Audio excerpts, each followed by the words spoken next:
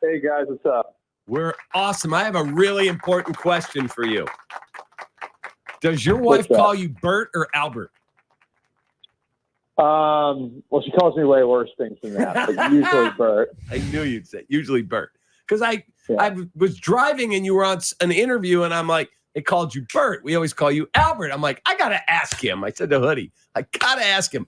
What are we supposed to call him? Like, well, I think I told you this. I just never correct anybody. You know what I mean? Like, whatever I just never. I mean, some people call me AB. Some people call me by my last name. I don't know. It's just that's what I call you, AB. The way all this happened was, my dad's got the same name as me, and my dad was Bert, and so like when I was little, it was actually Bertie when I was little. Wow. Really little, and then. Like, it's just, I never really told anyone what to call me. And so, like, on, like, like the class roll call or whatever, I'm Albert. But most kids, when I was growing up, called me Bert because that's what my family called me. And then, I don't know, it's just sort of evolved. My byline's Albert. I don't know, someone a long time ago told me that, like, I would honor my family name. I actually had my middle initial in my byline for a while. I don't know why I dropped that. That wasn't even intentional. But, because my middle initial is my mom's maiden name. So yeah, like I just don't correct people. So people can call me whatever they want. See, that's awesome. I guess you just have to keep it clean here, right? Yes, exactly. Can't use some of the names my wife might want to use for me here. Our video streaming on Twitch and YouTube is brought to you by Buffalo Wild Wings, the number one pick for wings, beer, and sports. So the Bears are getting ready to take on the Titans. Have you seen any of the Hard Knocks yet in your travels, Albert?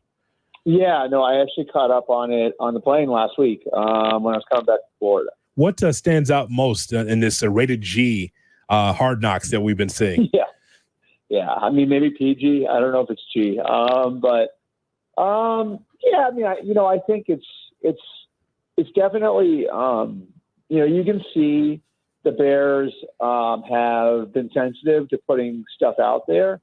And I think like the obviously the trade talks in Cutdown were interesting.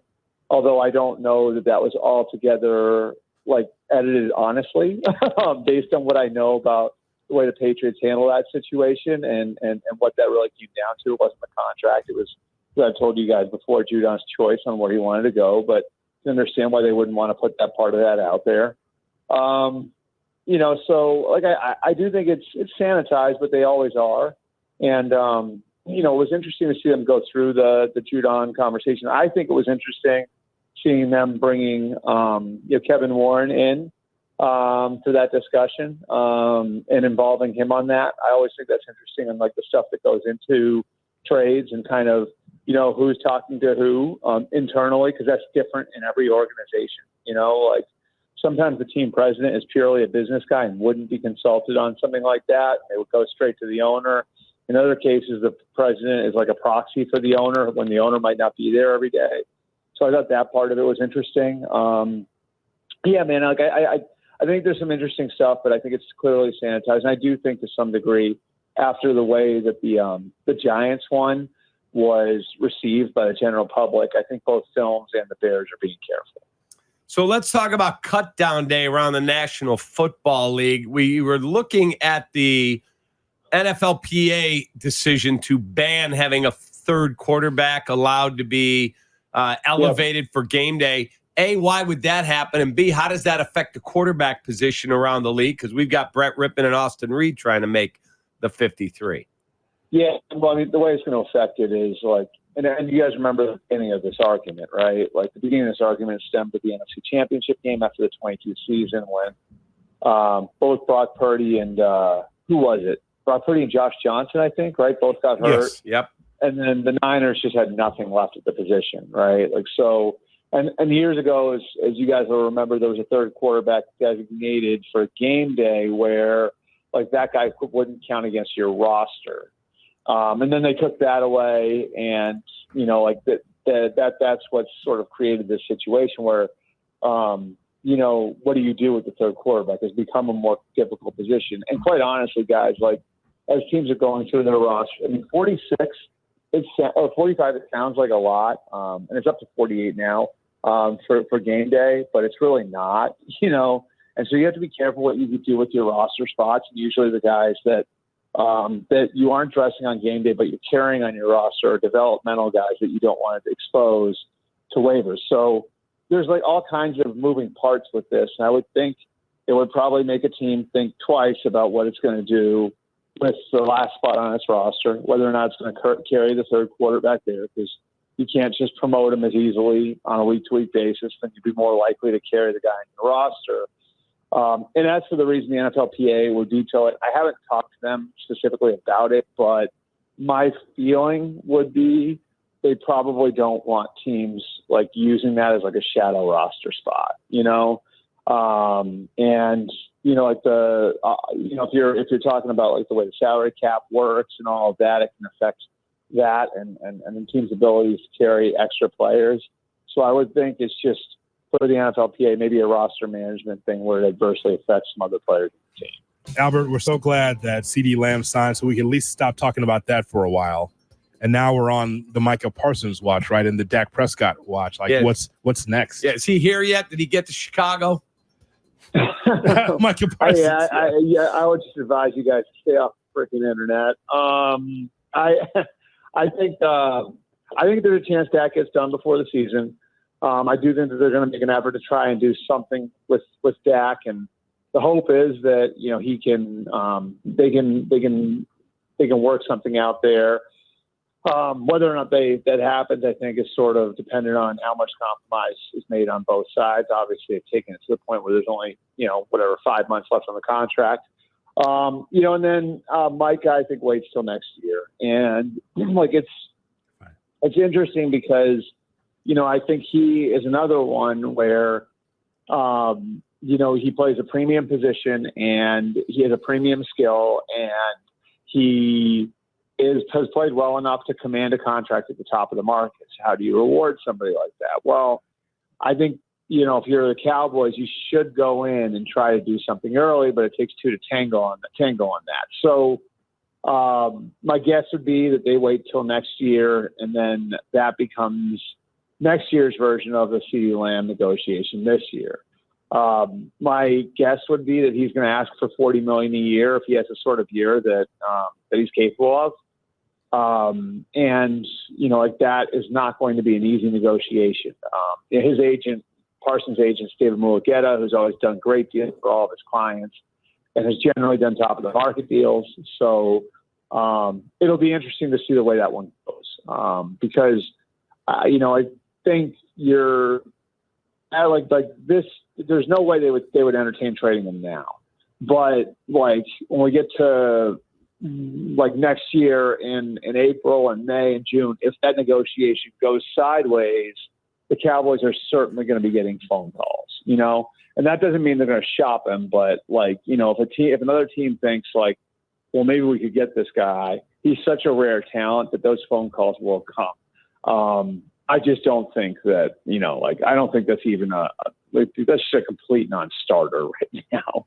I wouldn't even entertain the discussion right now of that happening next week and a half. So us sending Shay to O'Hare today to all the Dallas incoming flights, we should probably pause that.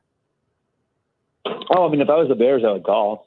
It'd be a fun phone call to have, yes. See how quick they hang up on me. Our city went crazy. Our city yesterday on social media, it went nuts. For Caleb Williams, right, to retweet that. I understand Caleb's having fun with it. But where did that come from in the first place? Because was it one of these aggregation accounts? We need to go down that road.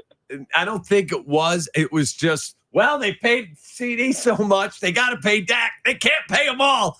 All right. And then somebody wrote an article and said the Bears should call. And Caleb retweeted it. All right. So that whole they can't pay them all argument, that's when you're talking about a guard or a safety or a rotational defensive tackle.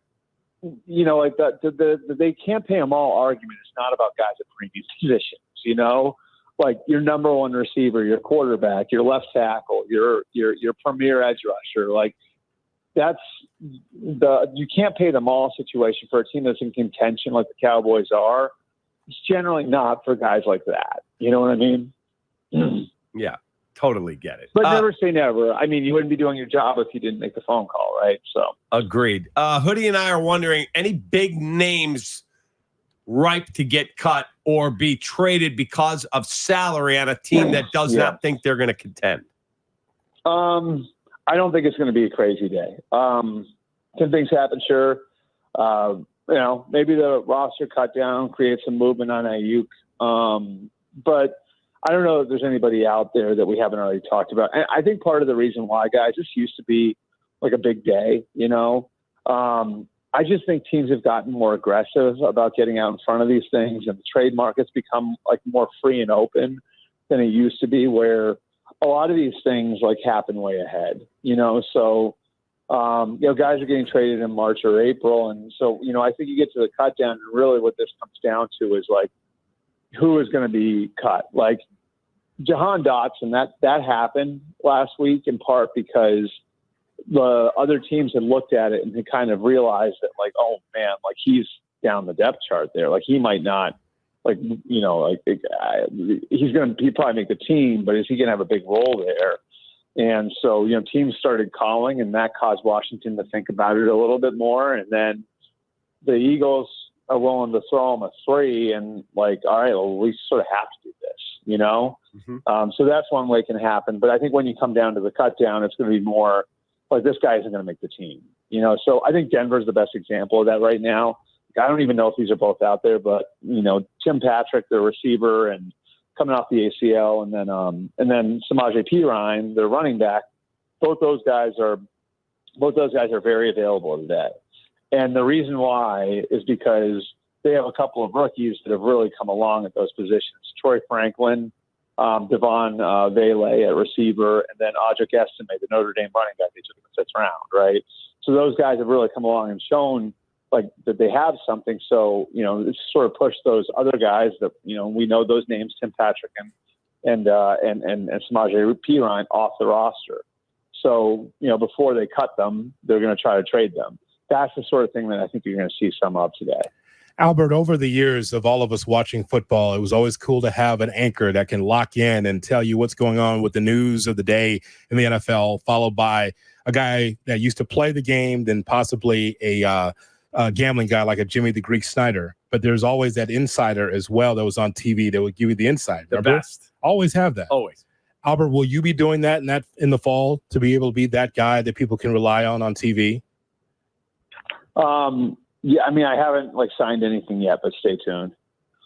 That's so, okay. Albert, that is so awesome. Yes. We didn't want to, just sledgehammer you, but Hoodie and I are like, we got to ask. It's so cool. No. I appreciate you guys asking. I mean,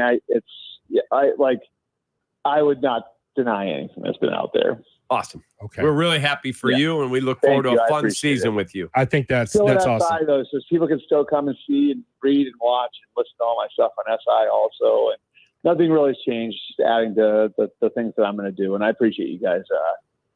Saying that. We just want to I just want you to put in perspective, though, for a young football fan like yourself growing up to be able to see that. There was a reporter that called me who I know, or he texted me, and I ignored the text. And I was like, I said to him after, I'm like, I feel like such a freaking hypocrite ignoring a reporter's text. So anyway, I don't even think it should be news, but whatever. So it's super cool.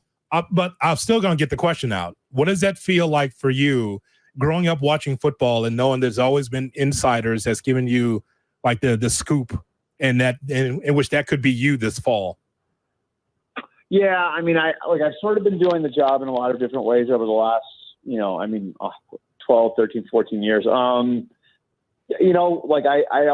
the guy that I looked up to most, without question, was Will McDonough. And it's because I grew up here in Boston and I read him, and I would just, anybody who wants to get into this business, I don't know if I think you guys would be with me in saying I don't know if I would advise kids to get into this business right now, but yeah, I mean, I always loved reading Willie, and everybody got to see him on TV, but then I got to read him in the Globe because I was, I grew up here in Boston, and I always loved how he could take you behind the curtain. He could tell you something you didn't know. And I remember in particular the Bill Parcells story when Parcells went from the Patriots to the Jets, right? And he was on the.